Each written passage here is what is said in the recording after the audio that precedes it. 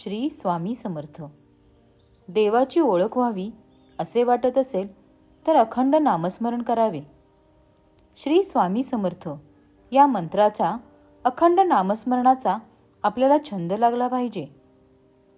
वासरू घेऊन गेले की गाय जशी पाठीमागून आपोआप येते, त्याप्रमाणे नाम घेतले की भगवंत त्या नामापाठोपाठ आपोआपच येत असतो. सर्व साधनांमध्ये सर्वात सुलभ साधन कोणते असेल तर ते आहे नामस्मरण. नामस्मरण करा आणि प्रत्येक क्षण हा नामस्मरणासाठी योग्यच असतो.